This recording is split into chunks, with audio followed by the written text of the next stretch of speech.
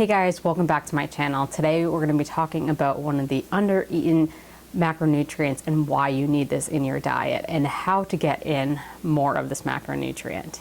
If you aren't following me, make sure to like and subscribe. I would love to. I have a ton of videos out there. Hey guys, welcome back. Today we're going to be talking about one of the under-eaten protein. Hey guys, welcome back. Today we're going to be talking about one of the under-eaten macronutrients and why you need more of this in your life. So if you're someone that is skimping on protein, you probably need to increase this. One of the things that I see with my clients and women all around, even men, is that they're under-eating protein.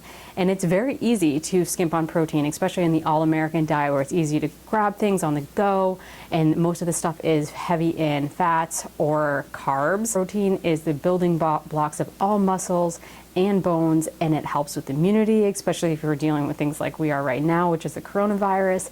And it is also helpful in digestion and so many other areas.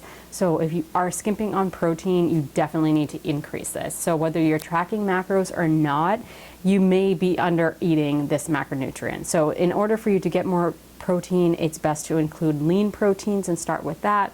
But there's a million different options out there. There's things like fish and chicken, and if you don't eat meat, there's things like tofu, and you can have more beans and eggs, things along those lines. But if you are not eating enough protein, you can definitely feel this. You may not feel satiated because protein helps a ton with you helping feel more full all the time. I know that when I was not eating enough protein, I felt like I was ravenous all the time. I felt like I would eat something and I'd be hungry 10 minutes later, and I just felt like I just wasn't building the muscle that I wanted. I felt like I was just constantly just like my energy levels were zapped, and I just wasn't eating enough altogether too. Not only can you get lean protein through things like animal, you could also get it in through protein powder. So one of my favorite things to do is mix protein powder in with coffee, and I make a protein shake that way. Or you could make a smoothie or something along those lines. I add it into oatmeal. It's super easy.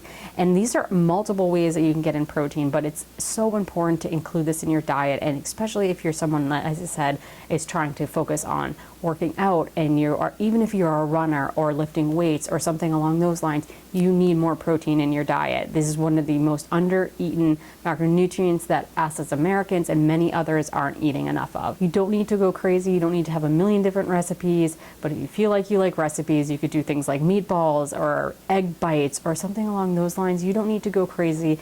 If you haven't downloaded my Macro Essentials, which is a free grocery guide, I include a ton of different protein options out there with brand names in order for you to get get your proteins in and have foods that actually taste good and then are going to keep you going along to your goals. If you're confused about how much protein to have in, this is a great question, because it is dependent on your activity levels, it's depending on your size, it's dependent on the type of activities that you are doing. If you're lifting weights, if you're running, something along those lines. The general number is 0.8 to 1.2 grams per kilogram. So you can just convert that to pounds if that's the way you weigh yourself. And if you want to figure out the exact grams, that's one way to do it. Another way to do it is when you're having, say, 3 base meals a day, is making sure a quarter of your plate is filled with protein. So if you're not someone that likes to track, you're not someone who likes to record anything, but you want to make sure you're getting in your protein, make sure a quarter of your plate is filled up with protein. This is an easy way to make sure you have a balanced meal and make sure you feel satiated, and then adjust things accordingly. If you don't like certain proteins, obviously avoid them, but these are going to be something that's so helpful in keeping your body feeling great and feeling amazing and feeling strong. So if you like this content, make sure to like and subscribe, and I will talk to you next week.